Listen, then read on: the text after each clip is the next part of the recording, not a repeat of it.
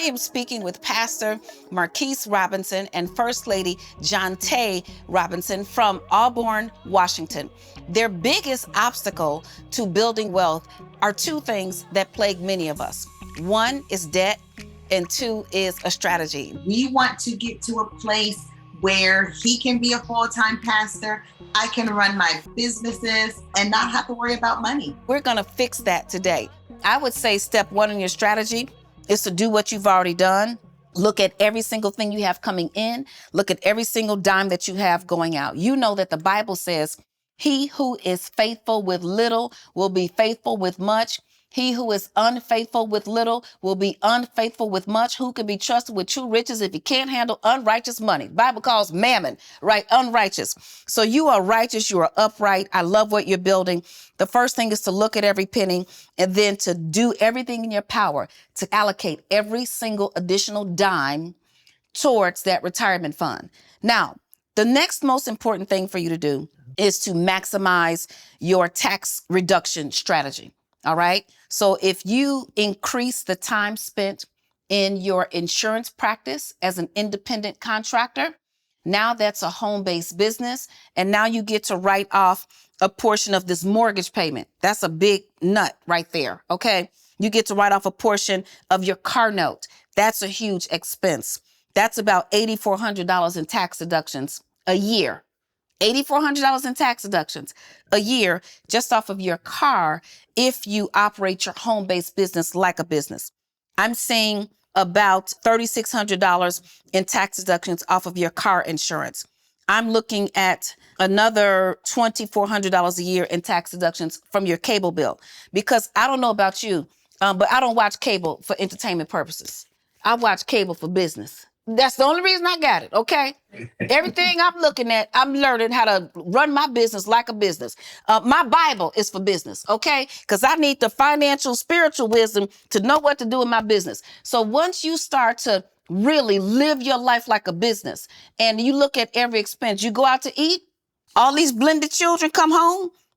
This is not Mother's Day. This is a business meeting. Okay, right. You know, things like that. Oh, serious. Oh, I don't play. Yes. Everything is business. We don't have no holidays. The only holiday we have is work day. That's the holiday. Okay, everybody's working every day, all the time. But the beautiful thing about that, for example, when I took my children to Disney World, yeah, they had fun because while you are on a business trip, you can still do vacationing things. But they were working at my presentation. They had to set up the booth and the stand. Pastor, I'm pretty sure you speak and minister everywhere you go. So once the family is working for the business and you are now living your life like a business, places where you normally spend money on family dinners, those things become a tax write-off. Those are the two main things. You already have the power in you with what you have right now.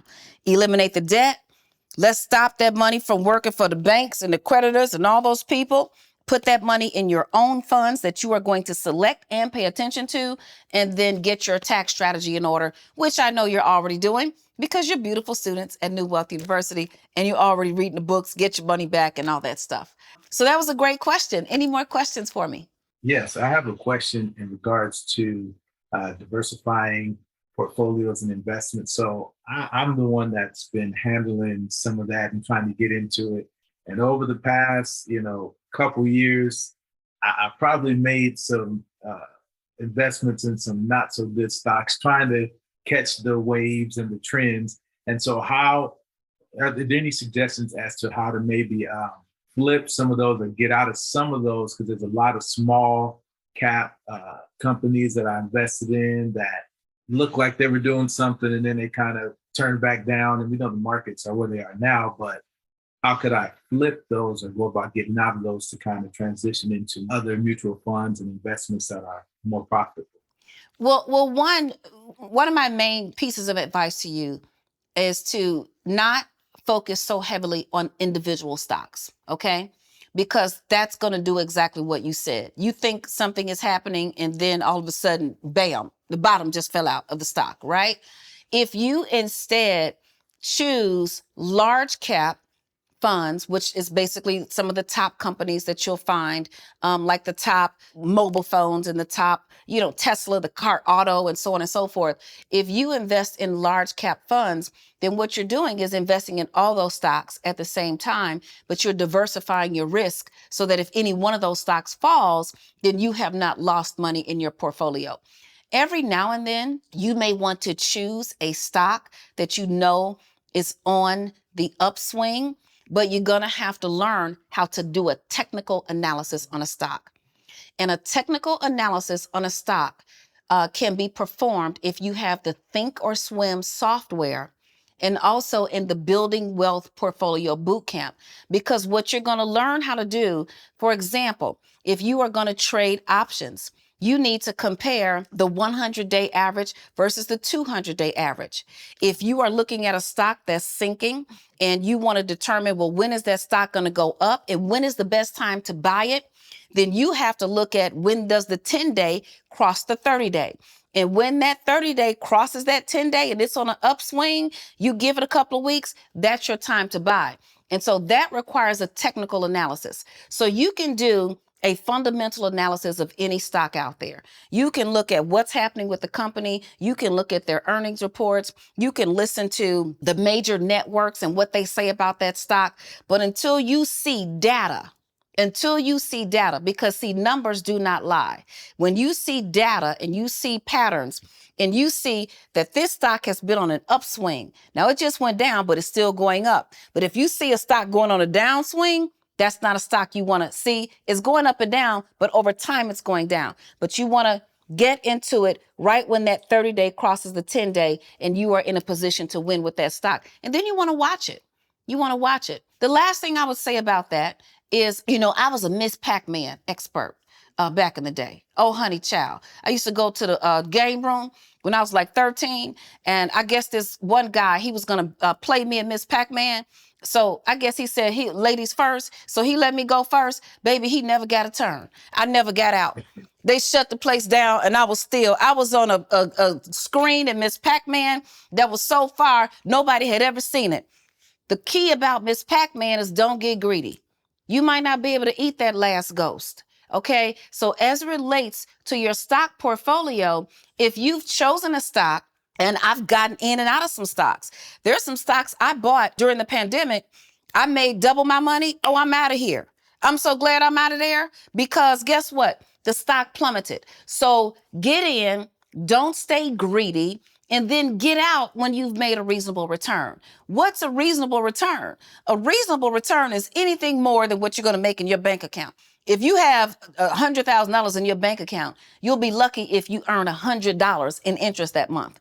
But if you put $1,000 into a stock because you did a technical analysis and you saw it going on the upswing and now you made $4,000 on that stock, you may decide to get out of that stock, or you may decide to keep a portion of the stock as your profit, okay? And then keep the rest in there to continue to appreciate over time. All of it requires attention.